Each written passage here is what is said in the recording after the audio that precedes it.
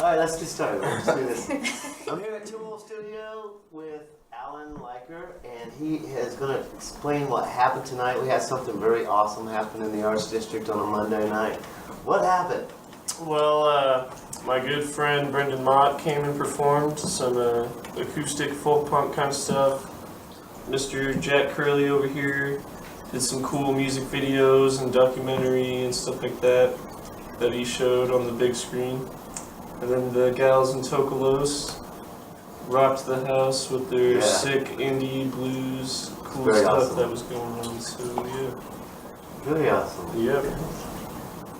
So how can we have things like this happen in the Noto Arts District more often? This is some kind of this is a DIY movement. Can you tell me a little bit about that? What is going on with this DIY movement for people who don't know? Oh man. That's a big question. In an elevator story, like real pretty quick. much, it's a way of tour. I mean, at least in my interpretation, it's a way of being able to tour the country and share your art. Whether it be, for me, it's film. For most people, it's music, or maybe something else you want to do. It's a way to tour the country and Express express yourself. it. Share your art with people and meet new people. Because I do it. I tour the country and show movies. Which is because not something I see It's very not often. very common, no. I got it from this dude, Eric Ayotte from Bloomington, who does it. And I was like, that's awesome, I'm gonna do that. And I stole his idea. Yeah.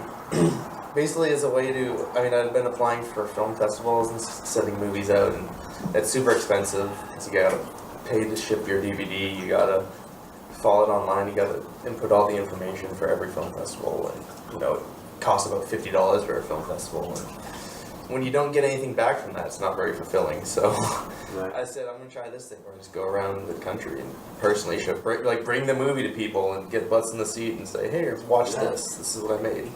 So you also have a documentary about this, about your work that you've been doing with kind of just do it yourself. Yeah, I've got this documentary I made called Trying It at Home it's about 45 minutes long. I just started filming it one day with no intent or purpose really, and I worked on it for about 2 years and finished it and put it online. I didn't think anything of it. And then some people saw it and they got posted on blogs and stuff, and just kind of took off in this whole thing where like everyone was watching. It's got like 50,000 views on YouTube right now, which I would have never expected.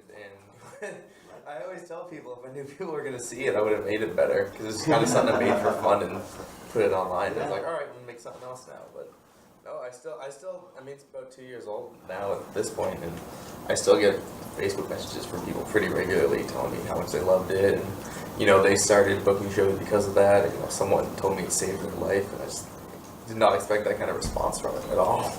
Yeah, that's awesome. So, how did you guys hook up with him? Say your name again. Takalos. Takalos. Yeah. I guess I moved to Savannah about 2 years ago, and one of my friends from New Jersey moved down, and we had kind of just messed around with music up north, but started playing, and I guess we were received pretty well down there. So like we played a lot of houses and stuff, and to be honest, I'm really horrible with like meeting people. Like I try to remember, but especially when you're in that environment, when you're meeting so many people, it's kind of hard. So, but yeah, I think we were just kind of all in the same DIY network in Savannah. And when Jack was booking the tour, he asked for a musical artist, and yeah. Awesome. Yeah, and I don't know, it's pretty awesome. I've done a couple tours. Me and Sarah did a tour back in April with 2 separate projects, and it's pretty neat. Like even looking like in the middle of nowhere in the country, you see, and you're looking at venues there, I'll see bands that I played with in Savannah at those venues. So it's like this weird like community that doesn't have a land, and No borders. it's like, Yeah, I like that. it's really awesome. And I think as far as building that up, it's just talking to people, and when you're in your hometown, like playing with as many touring bands as you possibly can, because it's kind of like, it's awesome to see here all that different stuff, and it's also kind of paying it forward, like you, Yeah. because then inevitably you end up seeing them on the road or going to their hometown and kind of Yeah. share all that. So Expand on her you know, thing. I got a cool little vignette. To expand on what she was saying about there being no borders to this, so I recently got hired to go to Africa and make this documentary for the Ministry of Botswana. They had me make a short little documentary for them. They flew me out there and everything, and I got to hang out in Africa for like 2 weeks. It was amazing. And while I was there, I was like, this is after a couple tours, and I was like, I'm gonna see if I can book myself a screening there. And so I Googled DIY South Africa. First thing that comes up, Run for Cover Records or something like that. Or not Run for Cover. We Did This Records. And so I emailed them and say, hey, my name's Jack. I'm DIY filmmaker. Here's what I do. Can you help me set up a screen? Blah, blah. Shoot that back. Like 20 minutes later, I get, oh, Shibby Pictures. We love you. We love your documentary. And I was like, what? Yeah. And they booked it immediately on the spot. And they're like, we love your Days and Days music videos and stuff. And I was like, I was not expecting that at all. You know, when they rolled up, when I met the people, they rolled up, they're freaking blaring my friend's band. It's from like a couple cities over from me. I was like, this is crazy. Well, that's pretty cool. So, all of this stuff that you're talking about and being in all these different places, how do you feel about being in Kansas, in Topeka, Kansas? Yeah, it's surreal. I would say it's crazy. Like we've gone around the country like in this big loop, and that's something that I always wanted to do, and like since I was about like this big, so it's really awesome to be able to do it mainly. And, like, All over, yeah. It's Outside really of the neighborhood where nobody else is seeing you. Yeah. I Yeah, think no that's matter like very big town, exciting. small town, whatever, there's always like something to like experience and learn from it, and all that stuff. It's really cool to see. That's very cool, Yeah. and one of the coolest things I think that's going on tonight is that we were doing this on a Monday night. Last Tuesday we had an event, and it was another touring do-it-yourself kind of band. How could you tell me? I mean, any one of y'all can answer this, but how can Noto Arts District be more involved in being a place for people that are touring all over the nation to stop here and say, I want to be part of what they're doing in the Arts District? How can we accommodate what y'all are doing as well? It's a lot simpler than I mean, it's a lot more difficult than I'm gonna put it. But basically, just going to shows is the way to make it happen. You know, like before I toured, I went to shows pretty frequently. But after I toured, I go to every single show that I possibly can. And I donate at least $5 every time, because now that I've been there and I know that struggle, like I go and I watch every single band and I donate, and then talk to them afterwards and buy a sticker or a shirt or something. Absolutely. And speaking of the struggle, I mean, y'all are touring and y'all did this show tonight for free, hoping to sell some merchandise and some tips and get fed and hopefully you get took care of. You know, how can you tell us a little bit about that kind of about that experience, I guess? It's kind of is it- amazing. Like I feel like I don't know. I have like a renewed faith in humanity every time I go home after church. Yeah. I'm like, I mean, you guys bought us pizza and beer. Like that stuff like happens. I think more than the average person would think it would. And like people are like, oh, like make yourself at home, like shower, like use your kitchen, like all this stuff. And like it happens like a lot. And it's just. And I think also you got to have a little bit of faith with the process. Absolutely. And I mean, we've barely paid out of pocket for gas, and we haven't had many like paid gigs. It's kind of just been what's I guess people just supporting it, Yeah. and yeah, and I think as far as like building it too, this website doesn't work too well for bands touring, but I would imagine it works really well for venues just because it gets kind of overflooded. But there's DoDIY.org. That's how we found him. Yeah. Oh, nice. Yeah. I love that website. Yeah, it's great. It's It's awesome. like sometimes I feel like they get a little bit overflooded, but I feel like for a venue it would work in their favor. Like, because I feel like they probably get a lot of emails from people touring. So what is working and what anybody could do to help support these kind of things is show up to the gigs and buy the merchandise and support it in that way, definitely. And even if you can't afford to give something, you know, someone gave her like 10 cigarettes yesterday, which Yeah. is that's essentially putting $5 in Yeah, your pocket, exactly. right? And then also I feel like it's like people feel bad like giving change or $1, but we've eaten so much ramen. We were joking like every time we got a tip, we're like, oh, it's 5 ramen. Like instead of looking at like $1, it's 5 ramen. I totally get that. Tool Studio started out with a small studio, and if it wasn't for other people supporting what I'm doing and being here and saying, hey, here's a place, give it a shot, here's a couple months to make it happen, we'll work with you until it starts happening, then I wouldn't be here either. And that's the main reason why I opened the door for Alan and for you guys, and I totally appreciate what y'all done tonight. And I just want to give you a big thank you, and hopefully we'll help your following and people start supporting you as well. Thank you for being here. Yeah, Thank you for having us. Wrap. When you anchor?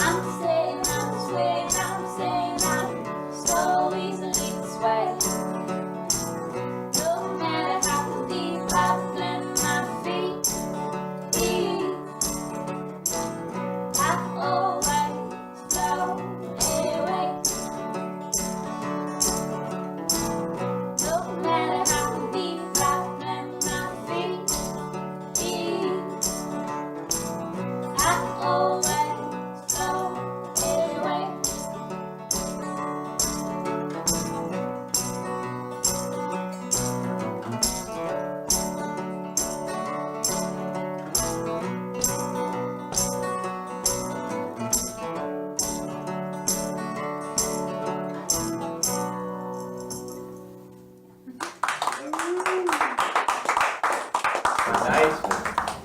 Yeah, thank you so much. Thank you. Yeah, I thank love you. y'all's music. So awesome. New families for sure. Y'all don't have to hurry off or nothing. Go home, like I said before. Beard or water in the faucet. There's no pizza and cookies. Bag is right behind the bar around there. And I should hit stop.